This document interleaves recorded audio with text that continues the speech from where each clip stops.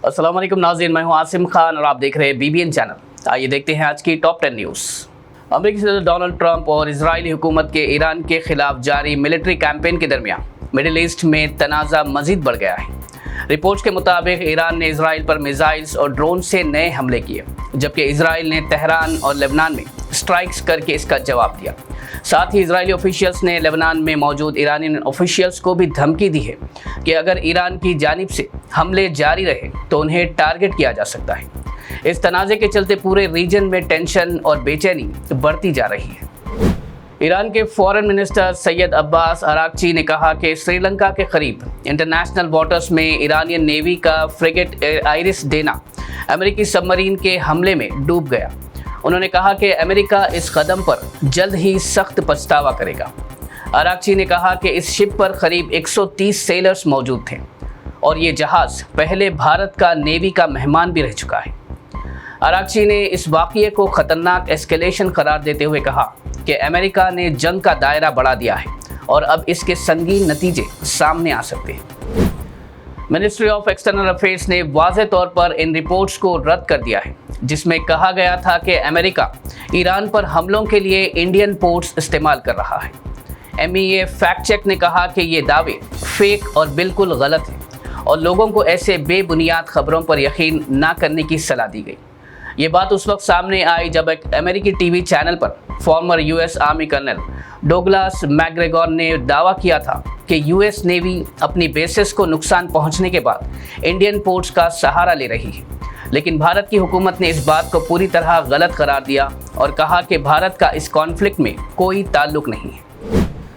Finland के president Alexander Stubb के साथ न्यू दिल्ली में मुलाकात के बाद वज़ीर आज़म नरेंद्र मोदी ने कहा कि किसी भी मसले का हल मिलिट्री कॉन्फ्लिक्ट से नहीं निकल सकता और दुनिया में चल रहे जंगों का जल्द खात्मा होना चाहिए, और कहा कि भारत डायलॉग, डिप्लोमेसी और रूल ऑफ लॉ पर यकीन रखता है।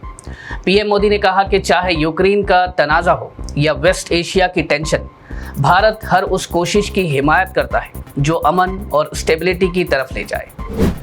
कांग्रेस लीडर राहुल गांधी ने प्लेटफॉर्म एक्स पर कहा कि दुनिया एक नाजुक फेस में दाखिल हो चुकी है और आगे तूफानी हालात हैं। उनके मुताबिक भारत के तेल की सप्लाई खतरे में है क्योंकि 40% इंपोर्ट्स स्ट्रेट ऑफ हॉर्मज से गुजरते हैं और LPG, LNG की सूरत हाल और भी परेशान कुन है। उन्होंने कहा कि कॉन्फ्लिक्ट अब हमारे करीब पहुंच चुका है और इंडियन ओशन में एक ईरानियन वॉरशिप डूब चुकी है, लेकिन वज़ीर आज़म नरेंद्र मोदी ने अब तक इस पर कोई बयान नहीं दिया। राहुल गांधी ने कहा कि ऐसे वक्त में मजबूत क़यादत ज़रूरी है, लेकिन भारत की स्ट्रैटेजिक ऑटोनॉमी कॉम्प्रोमाइज़ हो चुकी है। बिहार के वज़ीर आला नीतीश कुमार और BJP के सीनियर लीडर नितिन नवीन ने पटना में राज्यसभा इलेक्शंस के लिए अपने नॉमिनेशन पेपर्स फाइल कर दिए। इस मौके पर union home minister Amit Shah, Bihar के डिप्टी चीफ मिनिस्टर सम्राट चौधरी और विजय कुमार सिन्हा के साथ NDA के कई सीनियर लीडर्स भी मौजूद थे।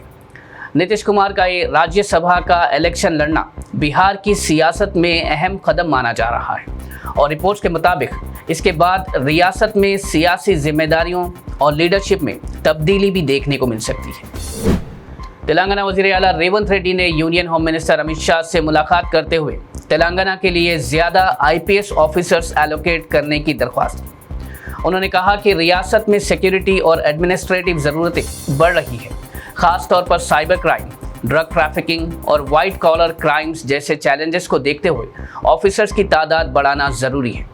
वज़ीर आला ने सेंटर से कहा कि तेलंगाना के IPS कैडरे को मौजूदा 83 से बढ़ाकर तकरीबन 105 ऑफिसर तक किया जाए ताकि पुलिसिंग सिस्टम को मजबूत बनाया जा सके।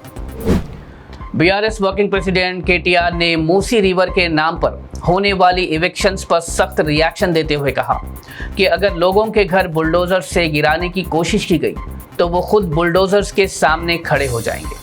उन्होंने तेलंगाना वज़ीर आला रेवंत रेड्डी की हुकूमत पर इल्ज़ाम लगाया कि मूसी प्रोजेक्ट के नाम पर लोगों को परेशान किया जा रहा है और घर तोड़ने की कोशिश हो रही है, जबकि KTR ने मुतासिर फैमिलीज़ को यकीन दिलाया कि BRS उनके साथ खड़ी रहेगी और उनके घर बचाने के लिए पूरी सियासी और कानूनी मदद देगी। हैदराबाद के मलकाजगिरी इलाके में मौला अली दरगाह के करीब हल्की कशीदगी पैदा हो गई जब ईरान के supreme leader Ayatollah Ali Khamenei का लगाया गया पोस्टर कुछ शरपसंद अफराद ने फाड़ दिया। जिसके बाद मकामी अवाम ने इन अफराद को पकड़कर पुलिस के हवाले कर दिया। फिलहाल इलाके में अमन बरकरार रखने के लिए भारी पुलिस तैनात कर दी गई है। पुलिस के मुताबिक इस वाक़ये पर कोई फॉर्मल कंप्लेंट दर्ज नहीं हुई और सूरत हाल फिलहाल कंट्रोल में है। इंडिया मीटरोलॉजिकल डिपार्टमेंट के मुताबिक तेलंगाना में 18 मार्च के बाद मौसम में अचानक तब्दीली देखने को मिल सकती है और कई इलाकों में बारिश के साथ थंडरस्टॉर्म्स और हेल स्टॉर्म्स होने का इम्कान है। रिपोर्ट्स के मुताबिक रियासत के मुख्तलिफ डिस्ट्रिक्ट्स में तेज़ हवा, बिजली और ओलों के साथ बारिश हो सकती है, जिससे टेम्परेचर में कमी आने का अंदेशा है। अथॉरिटीज़ ने लोगों को होशियार रहने और वेदर अपडेट्स फॉलो करने की सलाह दी है। नाज़रीन, ये थी आज की टॉप 10 न्यूज़। देखते रहिए BBN चैनल। मुझे दीजिए इजाज़त। अल्लाह हाफिज़।